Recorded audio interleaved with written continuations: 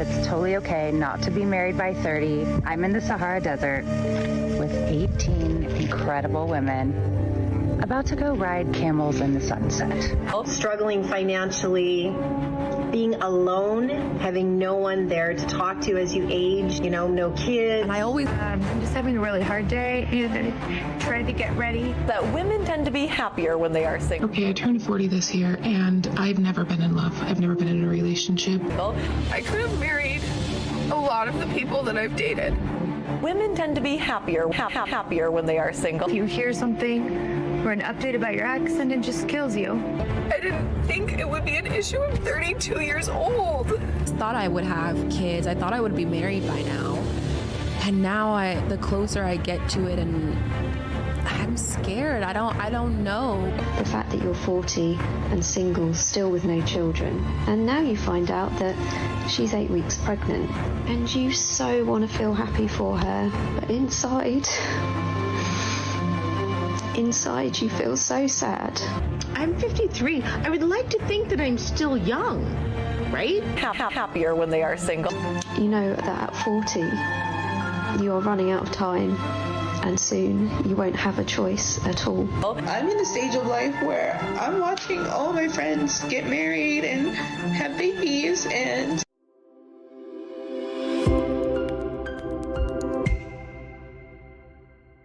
So on today's episode, we've got a clip from FBE Capital touching on a topic that always gets people fired up: dating as you get older and how expectations can collide with reality. Now, instead of turning this into a blame game, we're going to focus on what actually changes in the dating scene, preferences, priorities, and what people are truly looking for when they're thinking long-term.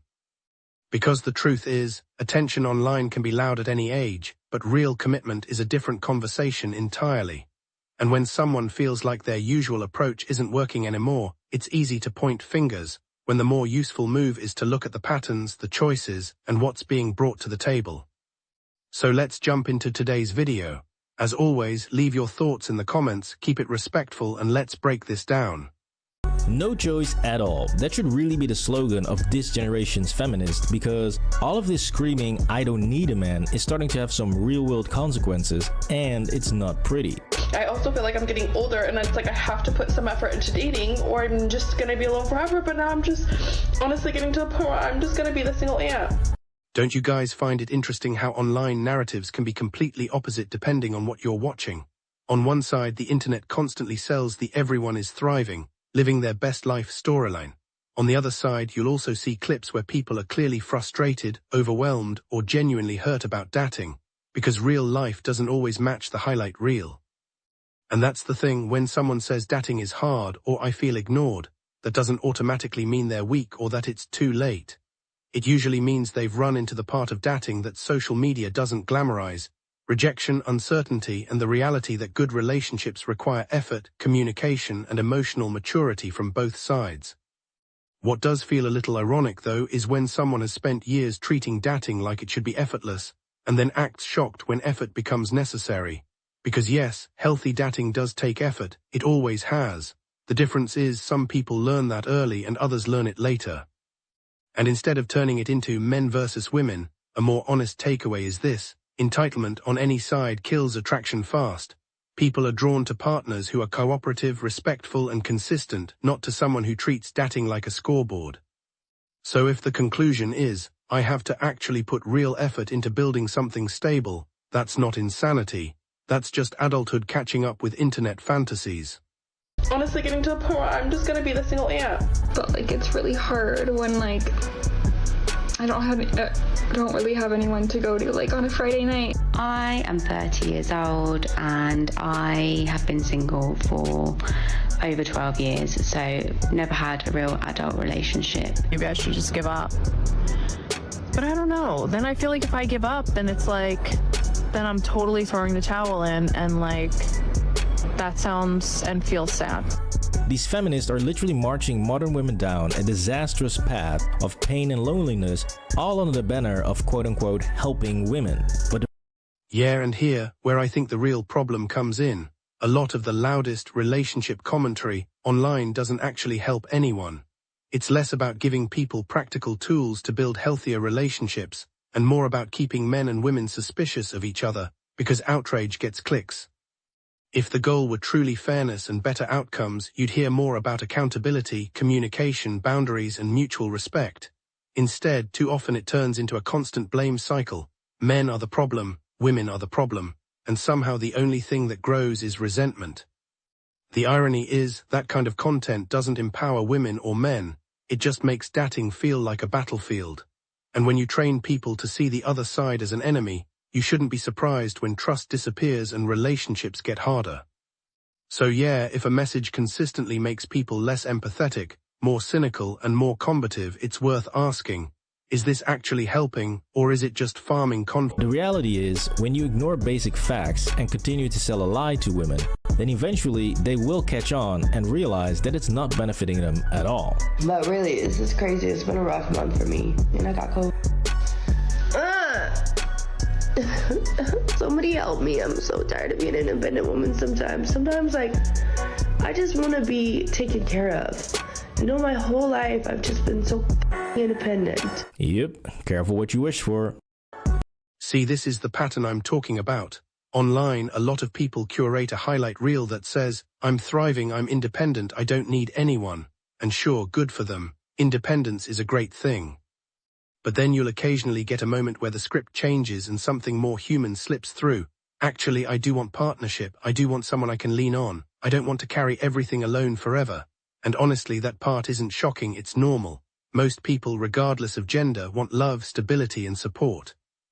Where it starts to feel off is when the message flips from I don't need anyone to I want someone to take care of me without any talk of mutual effort. Because partnership isn't a retirement plan, and it is you provide, I receive. If someone is looking for commitment, they need to show they're also capable of commitment, emotionally, practically, and consistently. And it's also worth saying, people are allowed to change their minds, but if your public persona has been built around dismissing relationships, then later you come back asking for a serious partner, you can't be surprised if some people question the shift or hesitate. Trust and credibility take time, and so does building a healthy relationship. So yeah, wanting support isn't the issue. The issue is when the framing sounds transactional instead of mutual.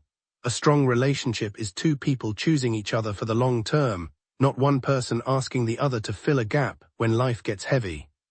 Yep, careful what you wish for. So you see, you are now getting a whole new generation of 30 and 40-year-old women who are just now realizing that everything they were promised by modern feminism was complete bullshit, and they are not living their best lives at all. There is no shame in not wanting to climb the ladder. I don't want to be independent. This independent life is horrible. I'm tired of searching. I am tired. How am I doing 9 to 5 and I'm still broke? You are going to be alone. You're not going to have a family. Like, I don't want to wake up at, 60 by myself. Oh, boo-hoo. Let me play a sad song for you on the world's smallest violin. This is serious. I know. This really is the world's smallest violin. See? And people go home to their families or partners or whatever, and you go home to an empty house. Please drop a like on the video if you think that modern feminism cares more about hurting men than actually benefiting women. So telling women to not worry about starting a family and that they can just delay having kids when they are literally on a biological clock is not only ridiculous, but it's also quite cruel. For a woman over 35, the first hurdle is often infertility. So we look at the curve, and then your mid-30s, and it takes a dive. And old age in women really is in your late 30s, early 40s as far as ovarian age is concerned. Despite the bombardment of feminist propaganda, women still show time and time again that they deeply want to have kids and that they are not happy or fulfilled at all with just climbing the corporate ladder. I don't want a job. I don't want to be a corporate girly. I don't want to climb the ladder. I don't want to be a boss babe. I don't want to do any of that. I don't want to be the breadwinner. I do not want to do that. You know what I want to do? I want to be home. And I'm just wondering, am I the only person like completely struggling? Am I the only one? Because I've been single a very long time. I'm 28 years old, I have a degree, I'm not doing anything with that degree currently. I just want to live comfortably and be happy and have the time to pursue my hobbies and my passions outside of work. I mean, she's basically describing being a stay-at-home mom with a small side business, allowing her to do whatever she loves to do, but she's not getting it. I feel like there's gotta be jobs that I'm just not thinking of. And so, telling women to press pause on having a family or finding a man might sound great in theory, but it does not work out in real life. Yeah, I'm going to be honest. When I see these, I'm sad. I thought my life would look different. Videos, I don't automatically feel sympathy. Not because people aren't allowed to struggle, but because relationships don't just happen to you. For years, the basic options have been there. If someone truly wanted a stable, long-term partnership, they could have prioritized that earlier and made choices that matched that goal. The issue is a lot of people don't. They keep things casual, avoid hard conversations, and delay commitment, then later act surprised that the outcome looks exactly like the path they took. And here's the part that comes off a bit telling, the way some of these conversations are framed. It often sounds less like I want to build a life with someone I respect and care about, and more like I want my life to be easier now. That's not automatically evil, but it does sound transactional, and most people don't want to feel like a backup plan or a late-stage convenience. People can change, sure, but if the new plan is simply to circle back to someone who was previously overlooked and hope they'll plug the holes in your life, you can't be shocked if that person isn't enthusiastic. A committed partner wants to be chosen for who they are, not for what they can provide when things get uncomfortable. So yeah, if you want stability, build it early. If you want commitment, show commitment. And if you want sympathy, lead with accountability and growth, not just disappointment that reality didn't follow the fantasy. Because just like the lie of being able to press pause on your puberty by means of chemical castration, you cannot press pause on your fertility, especially not in the way they're selling it to modern women. And I have decided before my 30th birthday, I'm going to freeze my eggs. Okay, I'm turning 30 in 3 months, 90 days from today. And so I figured since I'm still single, it's probably a good idea to consider freezing my eggs. Freeze your eggs. Freeze your eggs as early as you possibly can. Egg freezing has become a social media trend with hundreds of paid influencers promoting and luring women into a very lucrative business model with the belief that they can just party well into their 30s, then freeze some eggs, and still have a bunch of kids later on.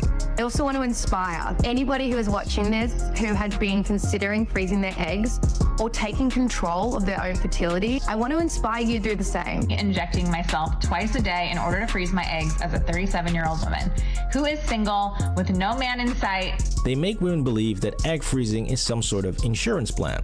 There's been a lot of buzz about egg freezing being a kind of insurance policy. And I woke up and realized that absolutely I wanted that insurance policy. Yeah, it isn't. It is a medical procedure. It is not without risk. Equally, there's no absolute guarantee that they're going to get a live birth out of this.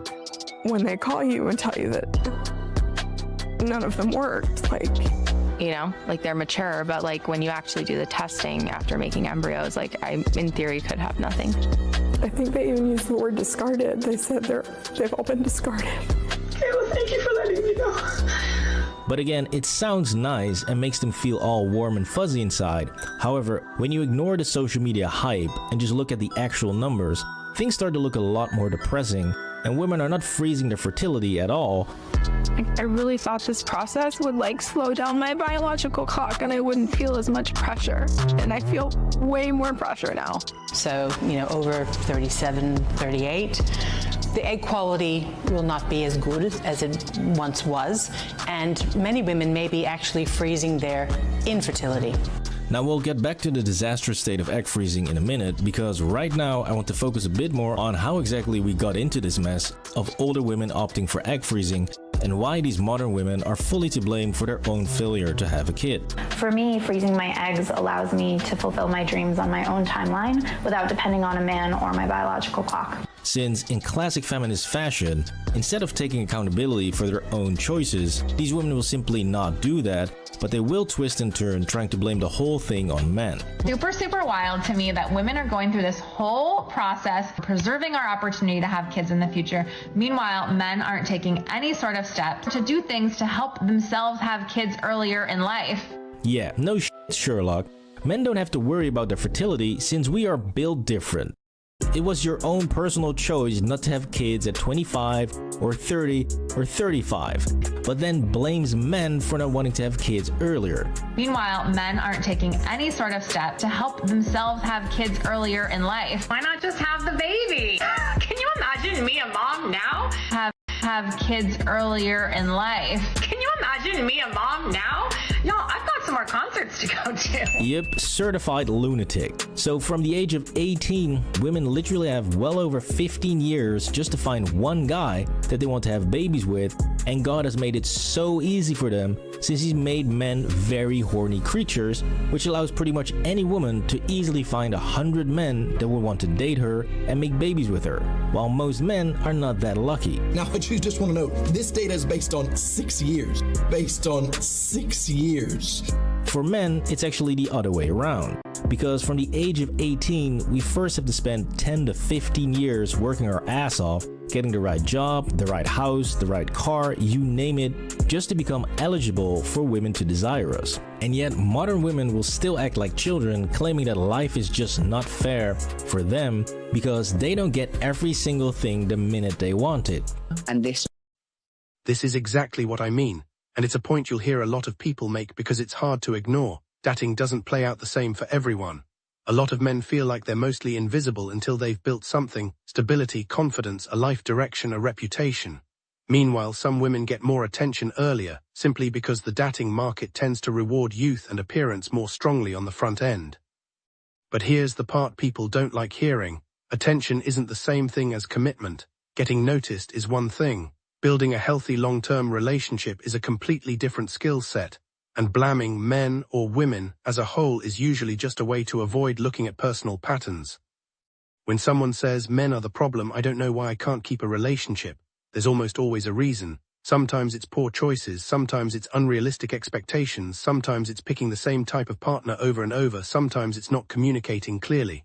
And yes, people love to think they're the exception. I'm not like the others, it's just bad luck, it's everyone else. That's a comforting story, but it doesn't change outcomes. And the I was healing explanation can be real, self-work matters, but it can also become a convenient cover for years of not prioritizing what you claim you want. If someone truly wants a committed relationship, the choices should reflect that consistently. Who you date, what you tolerate, how quickly you walk away from red flags, and whether you're actually showing up as a partner. So the point isn't to shame anyone for living their life. People can do whatever they want. The point is, own the trade-offs. If you choose a lifestyle that doesn't prioritize commitment, you can't be shocked when commitment doesn't magically appear later on demand. For them, because they don't get every single thing the minute they want it. And this just was like saying to me, like, I want this, and life saying, no, you can't have it. The dream of motherhood had slipped through your fingers. Yeah. How did that happen? It was like, well, wow, life just fast forward. Now I'm 42. You know, it does feel unfair sometimes. Guess what? I would love to flap my wings and take off like an eagle or be born into a billion-dollar dynasty. But that's not gonna happen now, is it? No, I need to deal with reality. And the reality for modern women is that when you turn 35, not only will it become much more difficult to date, but seriously, dating in your 40s is terrible. Why does it have to be so bad? So let's talk being childless and possibly being single and being lonely. I'm not good at this. I don't know if I'm like just so damaged. But it will also become much more difficult to find someone who takes you seriously. I'm talking about my son. He literally grabs a dessert menu and just starts looking at it. Like he's completely bored with what I'm saying. It will become more difficult to get pregnant. When you talk about approaching 40 or being over the age of 35, I want to be crystal clear. In terms of gynecology and obstetrics, women's best eggs are in their early 20s. And much more difficult to keep that pregnancy. Miscarriages are another very common battle, which increase as fertility decreases. This is not patriarchy oppressing you, that's simple biology. So up to this point, you might think you've already seen a wild bunch of delusional and desperate older women, but wait, it gets much worse. Because I was seeing a lot of crazy dating app profiles floating around online with women who are already pregnant trying to date, or who just gave birth 2 or 3 months ago, and to be honest, I actually thought that those were fake, because no one is that crazy, right? Oh no, apparently the guy doesn't understand, right? But to be fair, profiles like this aren't automatically fake. You do see real dating profiles where someone is pregnant or already has kids and is still trying to date. That part by itself isn't the scandal. The real issue is the framing. When someone leads with "I'm pregnant, I'm single, and I need a real man to step up," it can sound less like "I'm looking for love" and more like "I'm looking for a replacement provider." And that's where people start backing away, not because single parents don't deserve happiness, but because most adults don't want to be recruited into a life-changing responsibility on day one. Being a step-parent is a serious commitment. It can be beautiful, but it's not a prove you're a real man test, and it's not something you guilt someone into. If you're dating as a single parent, clarity and honesty matter. If you're dating someone who's a single parent, boundaries matter. Nobody should be shamed for saying, "I'm not ready for that." And this is also why a lot of people feel burnt out by modern dating, because it often turns into negotiations about expectations rather than compatibility. Some people want casual, some want marriage. Some are open to dating someone with kids, some aren't. The mature move is to be upfront, not to pressure strangers into roles they didn't choose. So yeah, this isn't about judging someone's past. It's about being realistic. You can't demand commitment like it's owed, and you can't be surprised when people choose what fits their life. I actually thought that those were fake, because no one is that crazy, right? Well, I guess I was wrong, since I actually found a live one who's in the process of doing so. So my sperm arrived and was shipped to my clinic in Pennsylvania. This lady right here is actually dating while trying to get pregnant with donor sperm. So I just had a very fun date with this really sweet guy. It was like super wholesome, but I'm sharing about the fact what I'm doing here, and I'm becoming a solo mom, and I'm going to be careful with how I say this because it involves a child. But bringing a kid into the world is a huge responsibility, and the priority should be stability, emotionally, financially, and socially. Kids don't need perfection, but they do benefit from a reliable support system, whether that's 2 parents, extended family, or a strong community around them. What feels contradictory is when someone publicly leans hard into the "I don't need anyone, I'm totally fine" narrative while privately still dating and still looking for partnership. If you want independence, that's fine. If you want a partner, that's fine too. The problem is using a strong and independent slogan as a shield to avoid hard questions about long-term planning and support, especially when a child is involved. And to be clear, being a single parent doesn't automatically mean you're doing something wrong. Life happens, people separate, circumstances change. The point is, don't make adult choices in a way that turns the child into an afterthought. Whether there's a father in the picture or not, the child deserves consistency, healthy boundaries, and adults who put the kid's well-being ahead of ego, image, or internet points. So yeah, less performative ideology, more practical responsibility. Because the kid is the one who lives with the consequences, not the comment section. Come on, what is the plan here? This means that if she's successful, you are basically dating a girl for 3 weeks who all of a sudden becomes pregnant with another man's sperm, and in about 9 months you will be a fresh new stepdad. Not to mention all of the fun you'll be having dating a pregnant woman who's about to give birth to another guy's child. It's been a little bit stressful, and I haven't really been feeling like posting. Are you kidding me? What type of guy is going to accept that? I guess a dude with some serious pregnancy fetish, but in all seriousness, this is beyond crazy, and this girl's playing it off as if everything is fine and she's totally enjoying life. I just think at this point in life, I'm just enjoying just being me. Yeah, sure. It feels like I'm watching the origin story of female Joker here. At this point, I hope she gets pregnant fast, or the world is gonna have one angry supervillain. Anyways, there's also some good news that comes out of this, since some women are indeed taking their own failures as a learning point to educate themselves and other women. That it might actually be time to start taking family planning much more serious at a younger age. But that's where it's so frustrating, is like, Why are we not told our options? Like even in our OBGYN appointments, like at 25, you're going in for your pap smear. It's all about birth control versus like, let's get an AMH on you. Let's talk about like family planning. Now, I haven't even mentioned the real financial cost of this fake insurance plan called egg freezing, which has pretty much bankrupted many women attempting to freeze their eggs. I was spending just under $1,000 a day for medication. I used whatever money I had and I maxed out my credit cards. I ended up spending an additional $5,000 on medication. This one's $1,120, $1,960, $4,687, $1,650, although I know that it cost me more than that. I've spent $11,000. Spending around $15,000. Altogether, she spent about $50,000. Instead of a down payment on a house, I pay for my eggs to potentially be stored and potentially be used.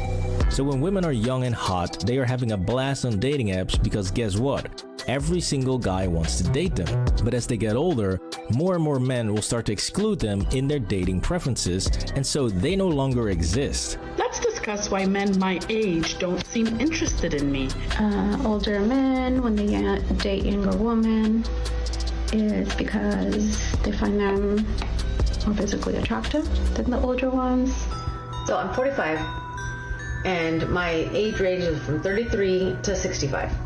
I just don't think that men in their 40s are looking for other women in their 40s. This is why when older women complain that there are no good matches on their dating apps, that is actually correct. But like, oh god, if anyone knows anyone.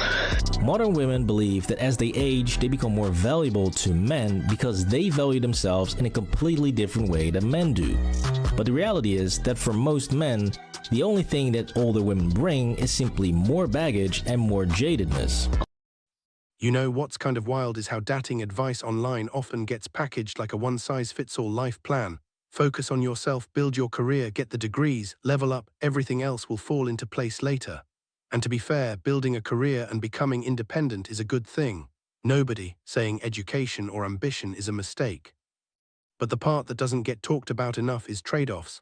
Time and priorities matter. If you delay relationships for years because there's always later, you might eventually discover that later comes with a different dating pool, different expectations, and a different set of realities. That's not punishment, it's just how life works. And here's another uncomfortable truth. Money and status are great, but they don't automatically translate into relationship compatibility.